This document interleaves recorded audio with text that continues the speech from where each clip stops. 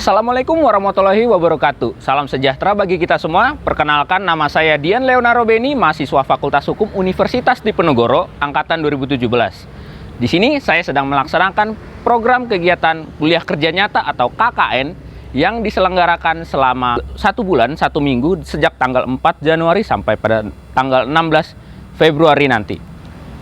Di sini kegiatan KKN-nya berbeda daripada biasanya karena di tengah pandemi ini, pandemi COVID-19 ini membuat kegiatan orang itu tidak bisa sebebas ataupun seleluasa sebiasanya. Sehingga KKN di sini pun bertajuk KKN pulang kampung atau KKN pandemi.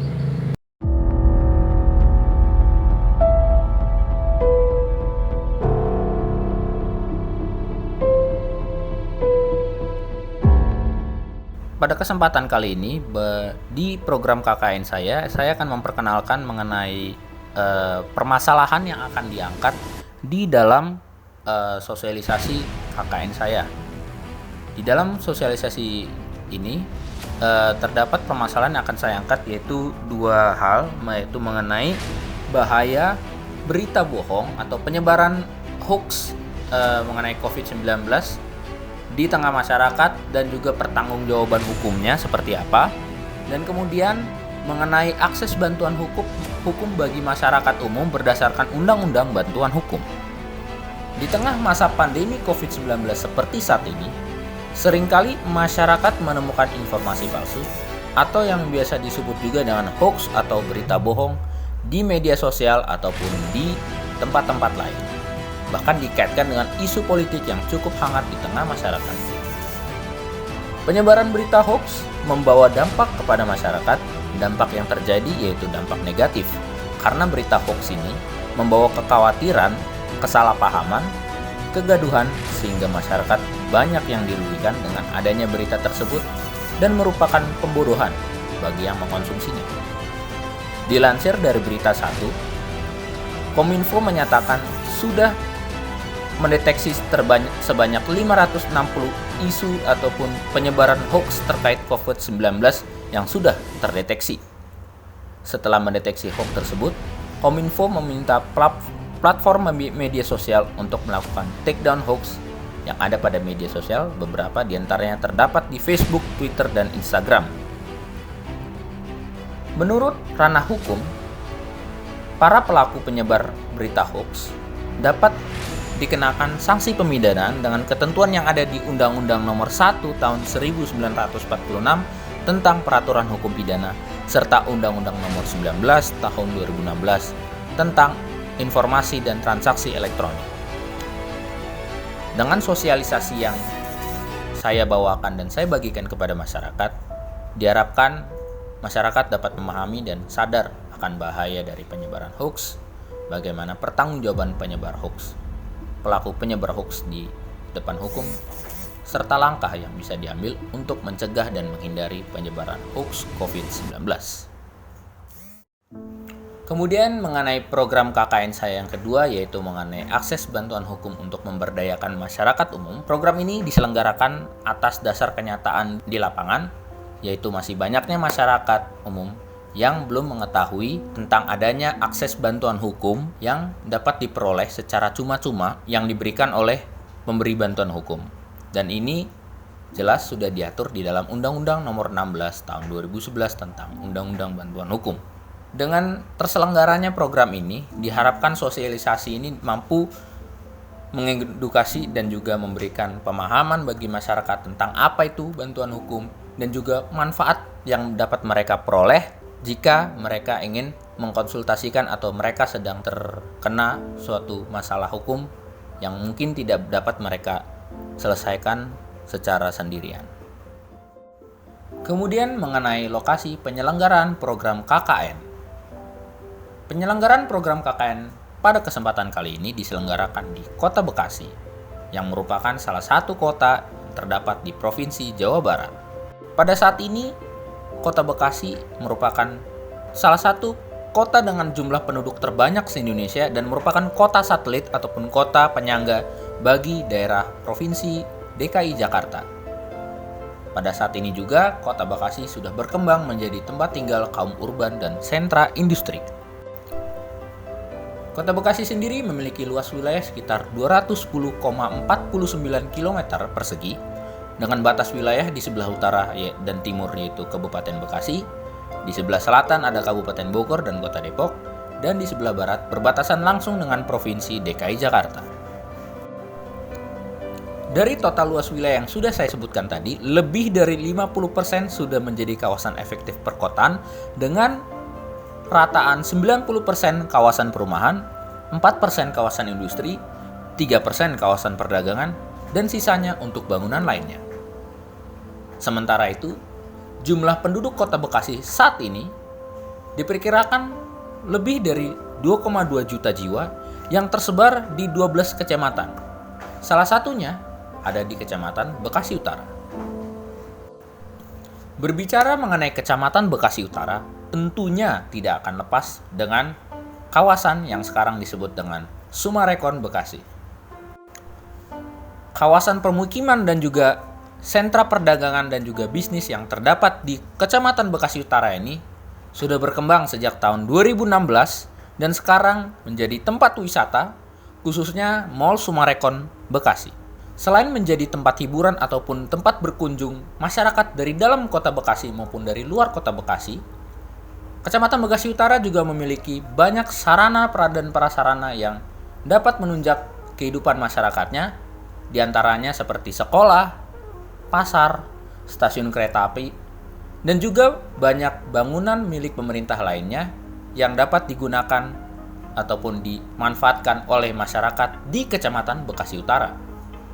Kecamatan Bekasi Utara sendiri terbagi ke dalam 6 kelurahan, yaitu Kelurahan Harapan Baru, Harapan Jaya, Kaliabang Tengah, Perwira, Teluk Pucung, dan kelurahan tempat saya menyelenggarakan program KKN, yaitu Marga Mulia. Kelurahan Marga Mulia sendiri menjadi salah satu kelurahan yang paling strategis di antara kelurahan yang ada di Kecamatan Bekasi Utara. Hal ini dikarenakan Kelurahan Marga Mulia terletak satu kelurahan dengan kawasan pemukiman dan juga tempat sentra perdagangan ataupun bisnis Sumarekon Bekasi. Mall Sumarekon Bekasi, Sekolah BPK Penabur, dan juga Sekolah Al-Azhar, dan juga kampus Binus University Cabang Bekasi berada di satu kelurahan dengan Kelurahan Marga Mulia ini. Pelaksanaan program KKN saya sendiri dilaksanakan di perumahan saya, yaitu di Kafling Tegal Perintis. Kafling Tegal Perintis ini terletak di RT 6 RW 2 Kelurahan Marga Mulia, Kecamatan Bekasi Utara. Seperti yang sudah saya sampaikan sebelumnya, bahwasanya KKN pada kesempatan kali ini berbeda dengan tahun-tahun sebelumnya. Dikarenakan sekarang ini sedang terjadi pandemi COVID-19 yang membuat kegiatan masyarakat harus dilaksanakan dari rumah masing-masing, sehingga KKN ini pun dilaksanakan dari rumah masing-masing ataupun dari rumah mahasiswa masing-masing. Sehingga KKN pada kali ini juga bertemakan pemberdayaan masyarakat di tengah pandemi berbasis pada tujuan pembangunan berkelanjutan atau SDGs. Di KKN kali ini saya membawakan dua program, yaitu sosialisasi bahaya hoax COVID-19 dan juga sosialisasi akses bantuan hukum kepada masyarakat.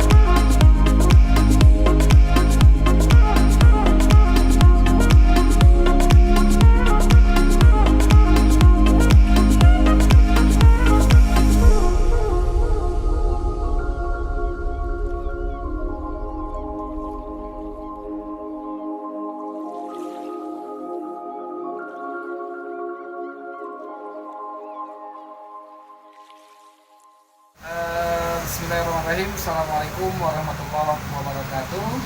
Terima kasih pada kesempatan kali ini. Di sini saya sebagai Ketua RT 006 RW 02 Marga Mulia Bekasi Utara, dan alhamdulillah pada kesempatan kali ini ada mahasiswa dari Universitas Diponegoro Semarang yang bernama Dian Leonard